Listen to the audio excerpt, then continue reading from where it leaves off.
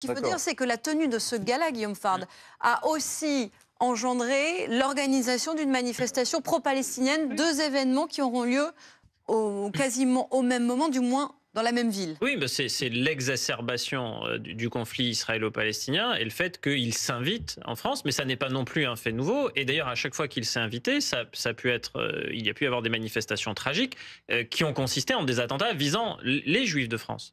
On parlait tout à l'heure de l'attentat d'août 1982 de la rue des Rosiers, et il y en a eu de multiples autres en 1996 à Villeurbanne ou encore plus récemment. Parce qu'il y a en France un antisémitisme d'atmosphère, comme il y a un djihadisme d'atmosphère, et qui conduit certains à vouloir être le bras séculier d'une cause. Certains, ça veut dire Mohamed Merah, qui, alors qu'initialement dans ses projets visaient des militaires français, a décidé qu'en cible secondaire, il y aurait une école juive à Ozar Hatorah. Ça peut être Amédi Koulibaly, qui se retrouve à l'hypercacher. Pourquoi à l'hypercacher dans un contexte où il a fait allégeance à Al-Qaïda, dont le conflit israélo-palestinien n'était pas la première des préoccupations? Parce qu'un vendredi, un jour de Shabbat, il est sûr d'y trouver des Juifs et qu'il veut les tuer. C'est ça l'antisémitisme d'atmosphère. Et la manifestation encore plus récente, c'est cet été, un individu à la Grande Motte qui décide qu'à la sortie de la synagogue, il faut incendier des Juifs.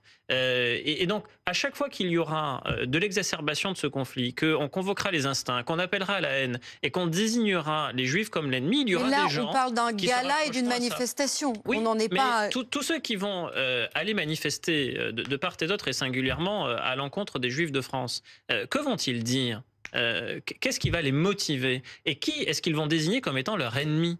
Et une fois qu'ils auront fait cela, qui va les écouter et qui va vouloir les suivre dans cette détestation de l'autre? Parce que la détestation de l'autre, ça conduit toujours à tuer l'autre, hein, in fine. Et donc c'est malheureusement ce à quoi on est en train d'assister. Et le ministère de l'Intérieur se retrouve à être l'arbitre de tout cela, de cette convocation permanente des instincts et de l'exacerbation de la haine. Et donc là, il va falloir sécuriser des gens qui vont vouloir dire les pires horreurs sur les Palestiniens et parallèlement sécuriser d'autres personnes qui, elles, veulent manifester et en découdre avec ceux qui vont dire les pires horreurs. Donc tout ça n'est pas raisonnable et cela fragilise l'unité du pays.